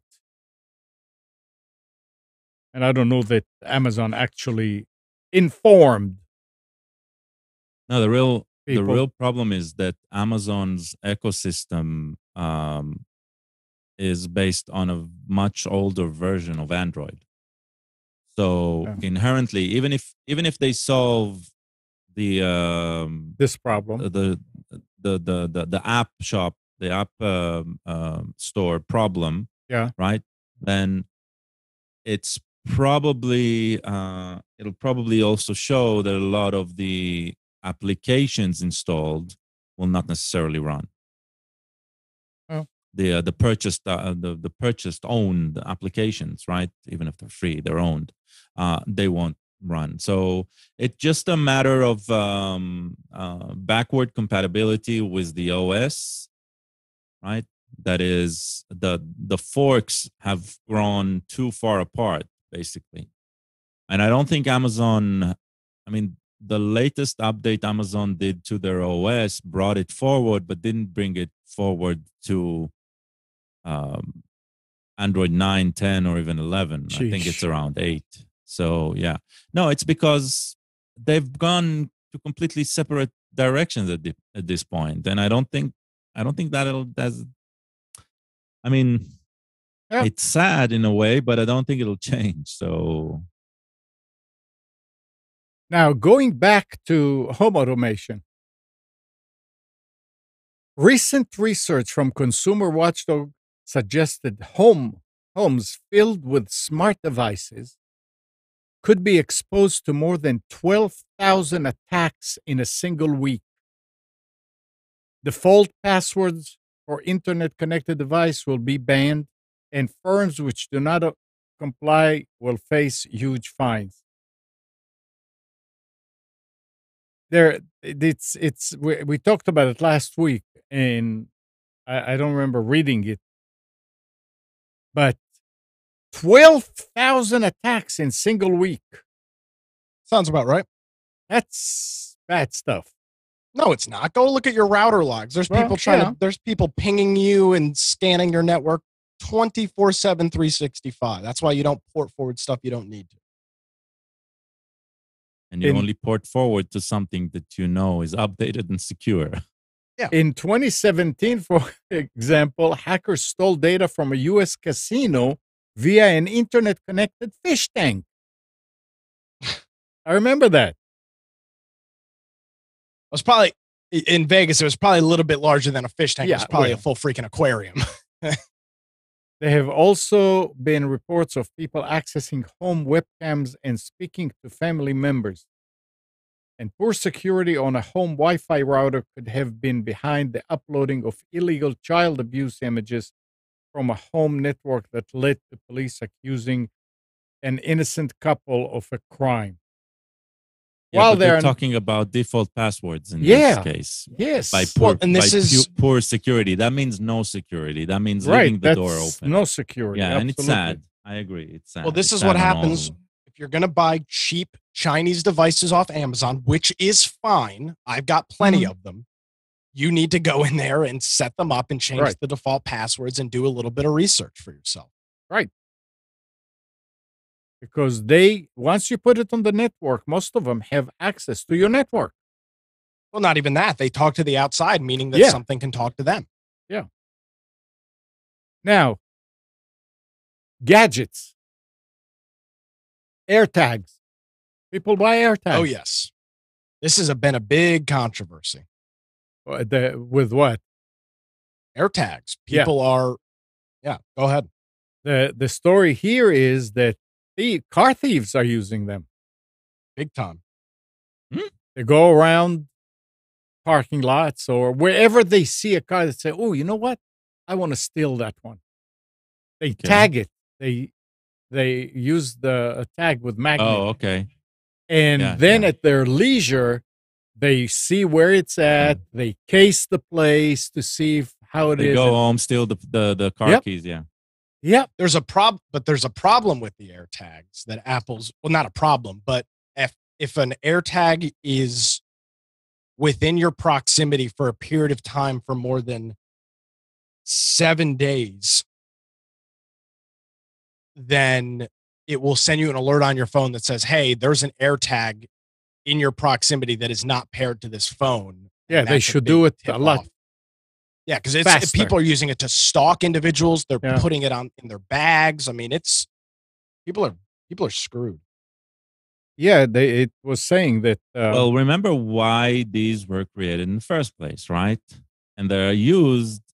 Right now we're complaining because they are being abused, right? But I mean, design-wise, they're doing exactly what they were designed to do.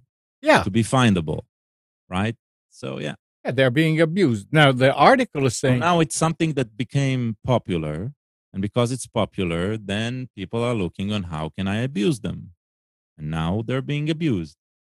It's just the vicious cycle of technology. They became popular because they became affordable and easy to use. Yeah, they're, what, So, 25 main- bucks? it's mainstream. You can buy. It's cheap to buy. It works great. it's Nick, what you were saying. Apple did build some anti-stalking function into AirTags. Yeah. If your Apple device detects that you are being followed by an unfamiliar device, it will alert you, as long as you're running iOS 14.5 or newer. They don't mention a week, and I hope it's not a week. I mean, what's wrong about letting you know right away? Well, because the right problem away- is there's AirTags all around. If you walk through a mall, Yeah. there's AirTags all around you. People have AirTags in their bags that are theirs, and it's technically tracking you. But Well, I mean, So okay, the way- so let's talk about how they work because it's very simple. Okay, these are Bluetooth low energy devices. They have a battery. Okay, Mhm. and that battery is supposed to last for a long time. And the way they work is they announce their presence in a very in time slices. Like they're basically flips. Okay, yeah, think about something that's shining, right? And It's a ping. notifying I'm here. Now Yeah, it's like a each one ping. of them has an address, and when they are paired to an account, right, then they are identified as owned by someone specifically, and they can give a name to it. They can put it in a piece of luggage. They can put it in a in a coat, inside a wallet, and then two things can happen. One, if you own one and you are in range with your phone, it can tell you that you are, a warm, cold type of Mhm. a notification. I think it can also initiate a beeping sound. So you will be able to find that in range. Now, if you are out of range, if it's out of range of your phone, all other phones that have, in this case for AirTags, which is an Apple one, all other phones that have the feature enabled on their iOS, and I do not know if that's on by default or not, then any other phone with that system on, even if that tag isn't paired to it, registers the location of that tag and notifies the servers. So your account can ask the network, where are my tags? And the network will answer, right? And that is how it works. So if you take a tag that you own and you put it in somebody else's, and you stick it to somebody else's car, right? Then you can theoretically track that car, especially if that person is using an iOS that is hooked up to any other tags, or it's in a mall where you're bound to find other people with iOSs that have AirTags because AirTags have become that popular. Okay, So but again, I can understand you're in the mall and there's a lot of them around, or you were in the parking lot and there's a lot of them, but you get home. again, You're if sitting- you are using AirTags yourself, Yeah. right, then any other AirTag in that area is being registered and I, reported. I understand. But when you're sitting in your car and you're driving, at that Yeah, same point thing. you are the closest thing to this AirTag. Right. You are the one reporting back to Apple where you are Yeah. on another person's tag. Now, and and if your device detects that you're not paired with it, it should let you know right away. Say, there's one that's Okay. Again, how do you, so software wise, Yeah. how you distinguish what is yours and what is not, right? And when to notify. By being paired. If you're not paired, Again, then the whole idea that the whole reason these AirTags work is because they notify even when not paired. There is one thing I can see as a solution here, right? Okay. And is instead of notifying you after a period of time that some tag that isn't yours is around, right? Is to tell you somebody has just now, right? Got the location of the tag that isn't yours through your phone. Oh, yeah. That's simple, right? Yeah. That is stupid simple. Right. Because then you know immediately, hey, something's up, right? Either you feel like a good Samaritan that you just help someone identify where he lost something, right? Or you get notified, maybe somebody's stalking me. Yeah. Simple, right? I wouldn't have that turned on when I'm in an airport, though. Why? That's when you will have it turned on. Yeah, but how many notifications are you going to get? Most of the people are not losing their bags from their own, right? And if that's the case, and you feel paranoid, you'll switch it off. That's the real problem of the system. If it's Bluetooth, it's Bluetooth, right? So you could be getting off the plane and your bag is on the carousel, and then if there are a bunch of bags on the carousel that have AirTags, and you're standing there waiting for your bag, and those people aren't there yet, it's gonna ping off your phone 10 different people potentially, right?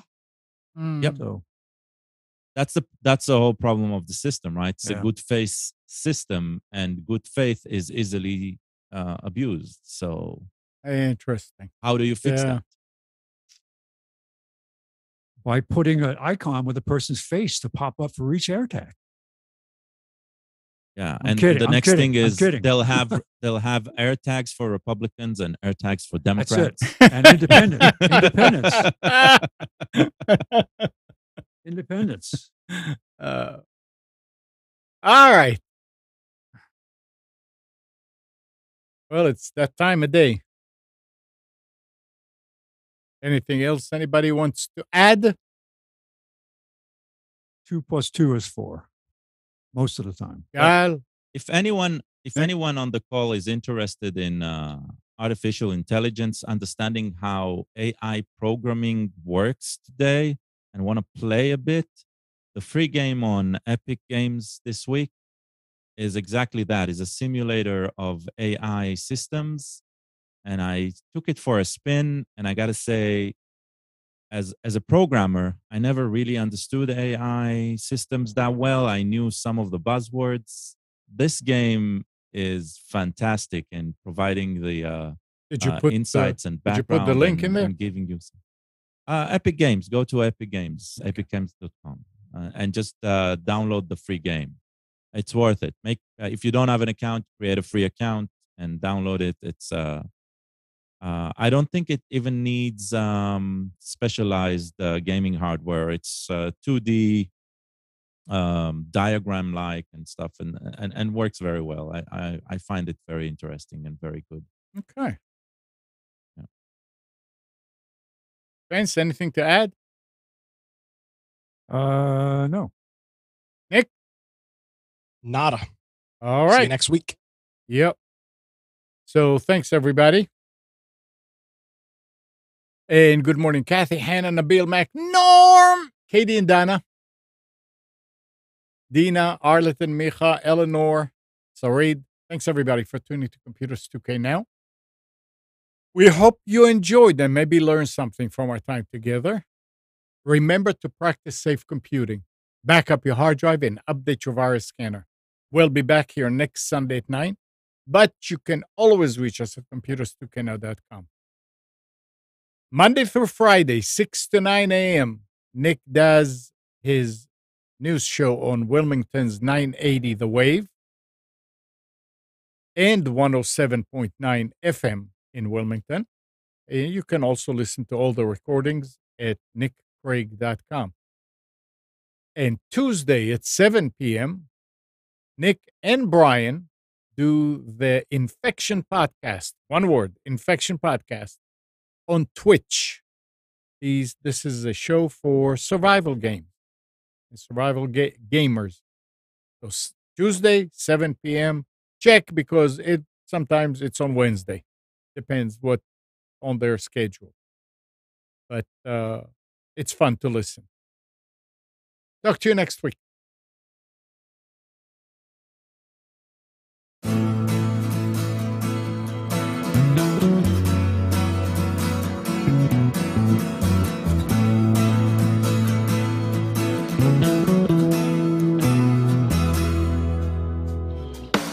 You are tuned to the Nissan Communications Network.